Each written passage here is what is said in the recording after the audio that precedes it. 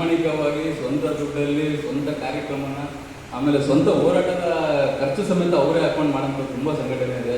ದಯವಿಟ್ಟು ಅವ್ರನ್ನ ಬೆಂಬಲಿಸಿ ಗೌರವಿಸಿ ಆಮೇಲೆ ಅವರಿಗೆ ಒಂದು ಬೆಂಬಲ ನೀಡಿ ಜೊತೆಯಲ್ಲಿ ಯಾವಾಗಲೂ ಇರಬೇಕು ಅಂತ ನಾನು ಕಿರಣ್ ಕೇಳ್ಕೊತೀನಿ. ಅವ್ರು ಯಾವಾಗಲೂ ನನ್ನ ಜೊತೆಲೇ ಇದ್ದಾರೆ, ಭಾರಿ ವರ್ಷದಿಂದನೂ ಈಗಲೂ ನನ್ನ ಜೊತೆಲಿದೆ ಅಂತ ಕೇಳ್ತೀನಿ.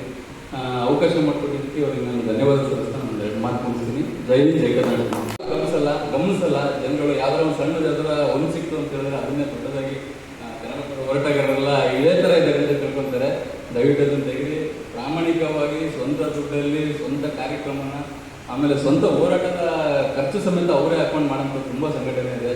ದಯವಿಟ್ಟು ಅವ್ರನ್ನ ಬೆಂಬಲಿಸಿ ಗೌರವಿಸಿ ಆಮೇಲೆ ಅವರಿಗೆ ಒಂದು ಬೆಂಬಲ ನೀಡಿ ಜೊತೆಯಲ್ಲಿ ಯಾವಾಗಲೂ ಇರಬೇಕು ಅಂತ ನಾನು ಕಿರಣ್ ಕೇಳ್ಕೊತೀನಿ. ಅವ್ರು ಯಾವಾಗಲೂ ನನ್ನ ಜೊತೆಲೇ ಇದ್ದಾರೆ, ಭಾರಿ ವರ್ಷದಿಂದನೂ ಈಗಲೂ ನನ್ನ ಜೊತೆಲಿದೆ ಅಂತ ಕೇಳ್ತೀನಿ. ಅವಕಾಶ ಮಾಡಿಕೊಟ್ಟಿದ್ದಕ್ಕೆ ಅವ್ರಿಗೆ ನಾನು ಧನ್ಯವಾದ ಸಲ್ಲಿಸ್ತಾ ನಾನು 2 ಮಾತು ಮುಗಿಸ್ತೀನಿ. ಜೈ ಹಿಂದ್, ಜೈ ಕರ್ನಾಟಕ.